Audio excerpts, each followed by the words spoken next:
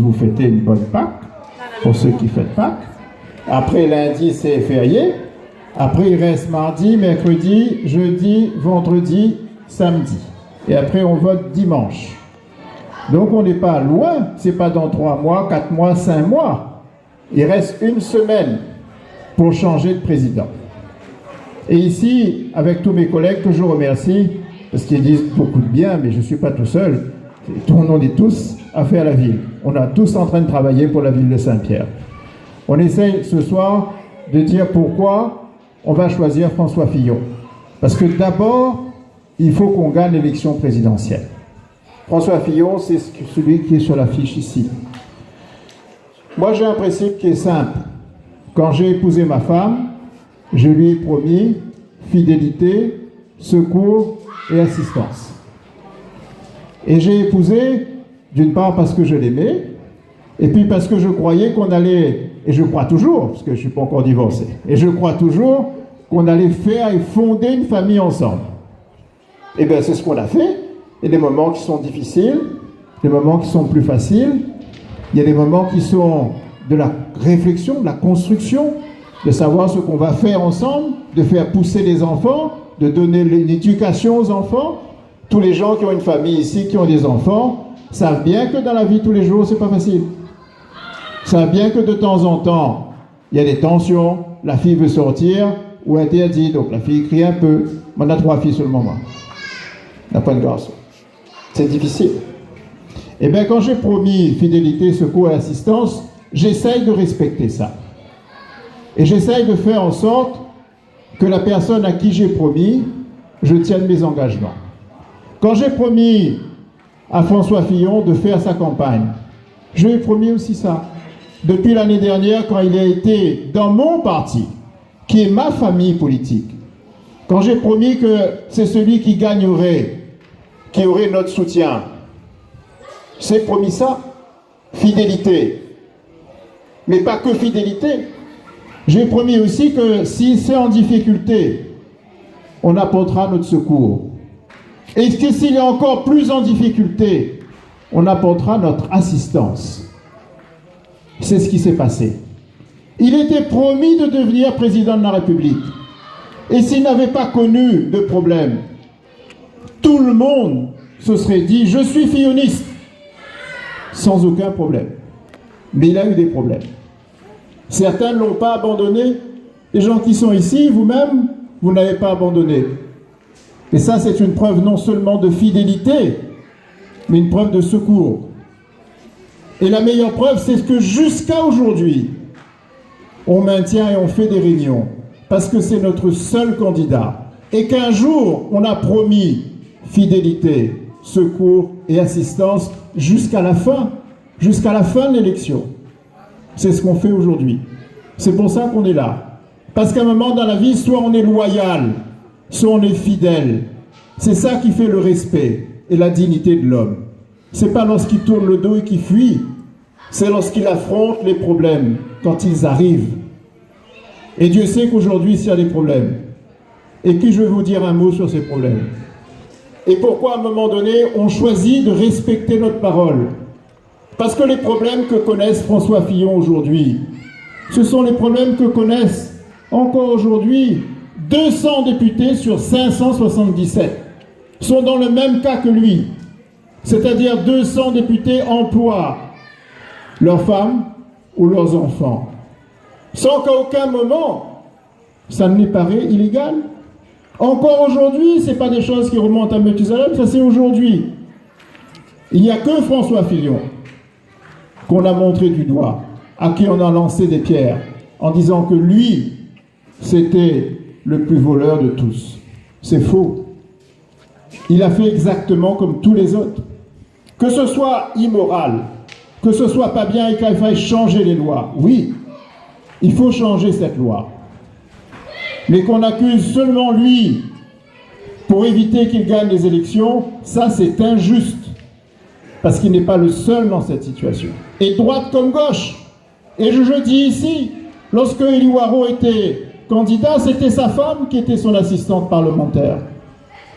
Lorsque le maire de Saint-Joseph, Patrick Le Breton, est député, Il a fait mieux. Vous savez qui l'a pris comme assistant parlementaire?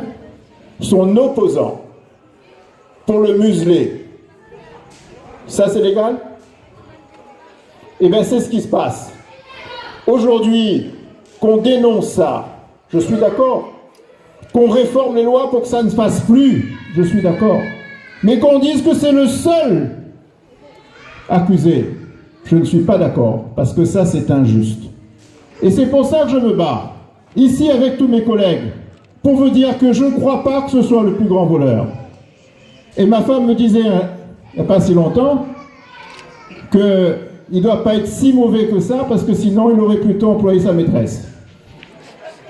Parce que dans la vie, il y a des valeurs. Je ne crois pas qu'un homme qui emploie sa femme plutôt que sa maîtresse soit le plus grand des voleurs. Et je crois aussi quelque chose de simple. Quand vous avez un programme qui dit la vérité, parce qu'il dit la vérité. Lorsque dans le programme de François Fillon, qui est le programme le plus dur de tous les candidats, lorsqu'il nous dit à nous, on n'a pas le choix, il faudra travailler jusqu'à 65 ans pour que tout le monde ait une retraite décente.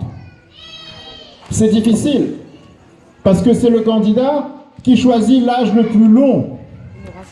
Tous les autres candidats disent, ben, c'est pas la peine de travailler jusqu'à 65. Travailler jusqu'à 60, c'est suffisant. Et qui va payer la retraite entre 60 et 65? Je préfère un président qui nous dise la vérité. La vérité, c'est que notre pays est en déficit. Pas un petit déficit, hein? 2200 000 milliards de dettes. C'est-à-dire que le déficit, c'est 98,4% du PIB. C'est-à-dire que si vous avez un salaire de 2 000 euros, il y a 1 998 euros de dette. C'est ça la situation aujourd'hui. C'est cette situation que nous a laissé François Hollande, que nous a laissé son ministre de l'économie, Emmanuel Macron. On est plus endetté que jamais on a été endetté.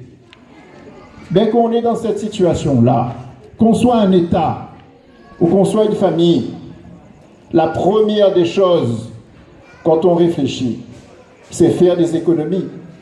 C'est pas aller dépenser plus d'argent, c'est faire des économies. C'est essayer de faire en sorte qu'on dépense un peu moins. Parce que si on dépense encore plus, il va se passer ce qui se passe pour n'importe quelle famille. On va bloquer vos comptes. Et la France a une dette. Et cette dette est détenue pour les 2/3 par des fonds étrangers. C'est pas à nous la dette. Eh bien, je ne veux pas qu'à la France, et encore moins qu'à La Réunion, on soit dans la situation où les coupes drastiques vont être obligées de se faire. Pour une raison simple, parce que je suis adjoint aux finances à la mairie. Et si on diminue les dotations aux collectivités, ce qui va se passer si la France est en déficit, c'est-à-dire qu'on donne moins de budget aux mairies. La DGF, la dotation globale de financement, diminue. Vous savez qui va payer en premier? Vous savez c'est qui va payer ça en premier? C'est la population. Parce que la population de La Réunion, c'est 80% de transferts sociaux. Et pour le reste, ce sont souvent des emplois aidés. Si on diminue les budgets de fonctionnement dans les communes, c'est moins de transferts sociaux. Et c'est moins de contrats. Et c'est qui paie ça? C'est qui va payer ça? C'est la population. Et je ne veux pas que ça arrive. Parce qu'on n'a pas d'autre solution. On ne peut pas dire maintenant aux gens à La Réunion, on va baisser les transferts sociaux. On ne peut pas dire aux jeunes qui sont là qu'on ne va plus faire de CAE, qu'on ne va plus faire de contrat. Parce qu'il n'y a pas d'autre emploi souvent. Pour un jeune qui arrive dans la vie, il n'y a pas de place dans une entreprise. Il n'y a pas assez d'entreprises. On est bien obligé d'assurer, il n'y a pas de place pour tout le monde, mais pour un peu ceux qui gagnent, on est obligé d'assurer qu'on va leur donner un petit emploi. Mais ça, c'est possible que si on a un État qui vit, qui n'est pas endetté, on a un État qui peut encore faire des transferts sociaux. Mais si on a un État tellement faible qu'il est obligé d'arrêter, de supprimer les transferts sociaux, concrètement, c'est nous qui allons recevoir la difficulté. À faire. J'ai une fidélité, un secours et une assistance pour mon maire, pour Michel Fontaine. parce que je ne me présente pas tout seul. On est une équipe. Moi, je suis solidaire de toute cette équipe. Lorsque Michel Fontaine a demandé à Béatrice d'aller en 2012, on était solidaires avec elle. Je suis dans l'équipe. Je ne suis pas en dehors de l'équipe. Je fais partie d'une équipe dont Michel Fontaine est le sénateur-maire. Et c'est important de dire ça. Parce que dans notre propre équipe, il y a des gens qui ont un pied dedans, un pied dehors. Et ça, c'est irrespectueux.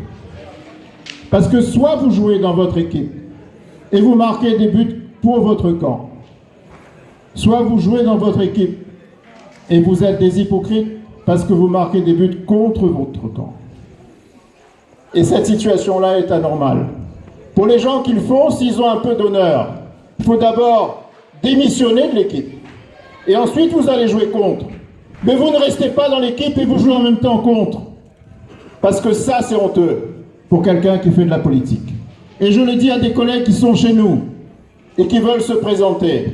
Tout le monde a le droit de le faire, à condition d'être en face et pas dedans. Qu'ils viennent en face et pas dedans. Il faut faire attention à ça.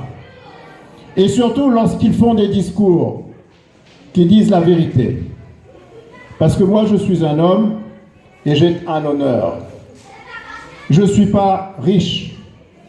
Mon grand-père est agriculteur. Il a fait 11 enfants, 9 frères et 2 sœurs, dont une grande partie ont habité ici à la rue Luc-Lorion, qui était mon grand-oncle. Aucun d'eux n'est né avec une cuillère d'argent, ni de cuivre, ni de fer dans la bouche.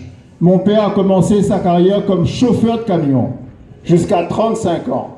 Il s'est battu toute sa vie pour gagner sa vie et pour créer son entreprise, pour mettre de l'argent de côté, pour envoyer ses enfants faire des études. Moi, je suis son fils. J'ai fait des études et je ne laisserai à personne de dire que je suis riche ou que mon père a volé ou que mon père est riche. Il a travaillé toute sa vie pour ça. Et il n'est pas, pour ça, condamnable. Et je n'accepterai de personne qu'on dise que je suis privilégié. Je suis légitime. Ça fait 20 ans que je travaille pour ma ville, avec mes collègues, pour faire en sorte qu'ici, de cette cité, ou qu'ailleurs, à Ravine-Blanche, la ville s'enjolive, se modernise, que les gens soient fiers de vivre à Saint-Pierre. Eh bien, ces 20 ans de travail, si je me présente aujourd'hui, je ne suis pas illégitime. Je suis content et fier qu'on m'ait choisi. Je ferai le travail qu'on va me demander. Je le ferai avec mes collègues, non pas en dehors d'eux. Je le ferai pour le sénateur. Je le ferai pour vous, pour une raison simple.